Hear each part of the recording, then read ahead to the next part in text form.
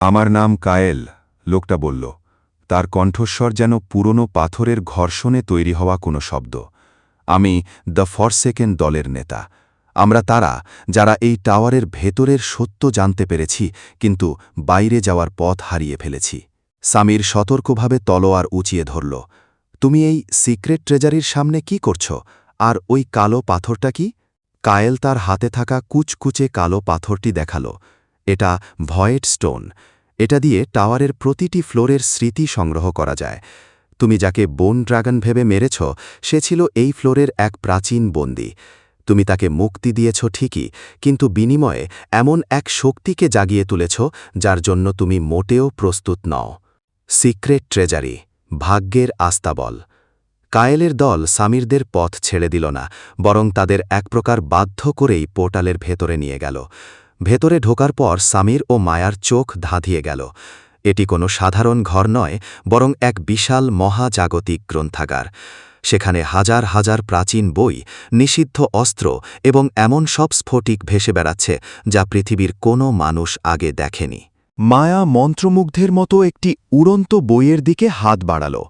বইটির নাম ancient tongue of beast's, পশুদের প্রাচীন ভাষা। মায়া বইটি স্পর্শ করতেই এক তীব্র নীল আলো তার শরীরের ভেতরে প্রবেশ করল। মায়া যন্ত্রণায় চিৎকার করে উঠল, কিন্তু পরক্ষণেই তার চারপাশ এক শান্ত আভা দিয়ে ভরে গেল। সিস্টেম আপডেট: মায়া একটি গোপন ক্লাস অর্জন করেছে, the best speaker. Level up Maya, level 15। মায়া যখন চোখ খুলল, তার চোখের মণি এখন ধীরে ধীরে রূপালী হতে শুরু করেছে, ঠিক তুষারের মতো। অস্ফুট স্বরে বলল, সামির ভাইয়া, আমি এখন তুষারের কথা শুনতে পাচ্ছি।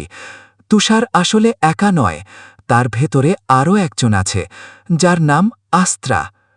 তুষারের অতীত এবং এক ভয়ঙ্কর সত্য। ঠিক সেই মুহূর্তে তুষার জেগে উঠল। তার শরীর থেকে রূপালী ধোঁয়া বেরোচ্ছে। সে সামিরের চোখের দিকে তাকাল। মায়া তুষারের মনের কথাগুলো অনুবাদ করতে শুরু করল। তুষার বলছে সে কোনো সাধারণ বিড়াল নয়। কোটি কোটি বছর আগে যখন এই টাওয়ার তৈরি হয়েছিল, তখন টাওয়ারের স্রষ্টা তার নিজের আত্মার একটি অংশ একটি প্রাণীর ভেতরে লুকিয়ে রেখেছিলেন। যদি কখনো এই টাওয়ার কলুষিত হয়ে যায়, তবে সেই অংশটি টাওয়ারকে শুদ্ধ করবে। সেই প্রাণীটিই হল তুষার। কিন্তু তার আসল শক্তি 100টি ফ্লোরের 100টি সিল দিয়ে আটকে রাখা হয়েছে। সামির, তুমি প্রতিটি ফ্লোর জয় করবে, আর তুষার তার হারানো সিল ফিরে পাবে। সামির স্তব্ধ হয়ে শুনছিল। তার মানে তার বাবা মা জানতেন এই বিড়ালটির মূল্য। তারা হয়তো নিজেদের জীবন দিয়েছেন শুধু এই অসীম শক্তিকে রক্ষা করার জন্য।